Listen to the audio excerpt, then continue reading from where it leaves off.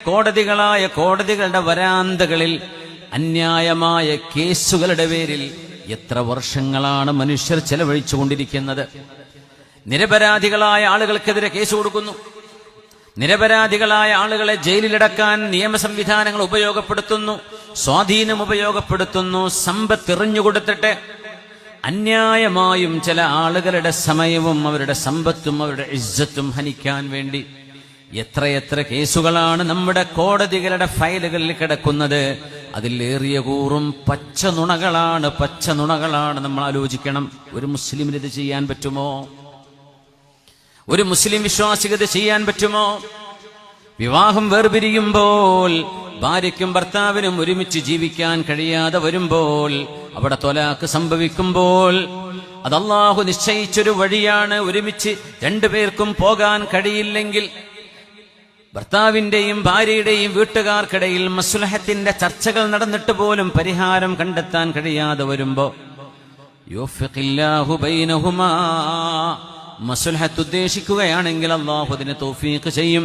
അതല്ലെങ്കിൽ ഫസർരിഹുന്ന സറാഹൻ ജമീലാ, അവർക്ക് വേർപിരിയേണ്ടി വരും. അങ്ങനെ വേർപിരിയുമ്പോഴേക്കും തന്റെ ഭർത്താവ് തന്നെ പീഡിപ്പിച്ചുവെന്ന് പച്ചപ്പാവമായ ഭർത്താവിനെതിരെ ഭാര്യ കേസ് കൊടുക്കുന്നു. എന്തിന്? ഒന്നും ചെയ്യാതെ ആ പെണ്ണിനെ സഹിച്ചു കൊണ്ട് നടന്നിട്ട് പോലും ഒരു അപശബ്ദം പോലും, ഒരു ഒച്ച വെച്ച് സംസാരം പോലും ചെയ്യാത്ത ചില ചെറുപ്പക്കാർക്കെതിരെ പോലും അവരുടെ ഭാര്യമാർ കേസ് കൊടുക്കുന്നു. എന്ത് പീഡനം!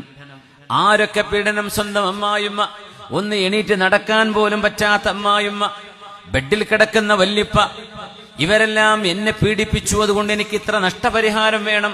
അതുമാത്രമല്ല, വിവാഹം കഴിയുമ്പോൾ അവളുടെ കയ്യിലുണ്ടായിരുന്ന സ്വർണം എത്ര ചെറുതാണെങ്കിലും വലിയൊരു എണ്ണം പറഞ്ഞ്, വലിയൊരു അളവ് പറഞ്ഞ് അത്ര എന്റെ കയ്യിൽ സ്വർണമുണ്ടായിരുന്നു എന്ന് പറയുന്നു. തെളിവുകളുണ്ടോ?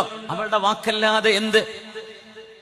എന്നിട്ട് തന്റെ ഭർത്താവിന്റെ സമ്പത്തിൽ നിന്ന് അയാൾക്കൊരിക്കലും ജീവിതകാലത്ത് സമ്പാദിച്ചിട്ട് പോലും കൊടുക്കാൻ കഴിയാത്ത അത്ര വിധം ഒരു മനുഷ്യനെ ബുദ്ധിമുട്ടാക്കാൻ വേണ്ടി അന്യായമായി സ്വന്തം വക്കീലിന്റെ നാവിന്റെ വഴവഴപ്പ് കൊണ്ടോ തന്റെ വക്കീലിന്റെ വാക്സാമർത്ഥ്യം കൊണ്ടോ അന്യായമായും ഒരു മനുഷ്യന്റെ സമ്പത്ത് പിടിച്ചടക്കാൻ നമ്മൾ ചെയ്തുകൊണ്ടിരിക്കുന്ന ഈ വെപ്രാളപ്പെടലുകൾ, അത്തരം ആളുകൾക്ക് എന്ത് നിസ്കാരം, എന്ത് ഉംറ, എന്ത് ഹജ്ജ്, എന്ത് ഫലമാണ് ഇതുകൊണ്ടൊക്കെ?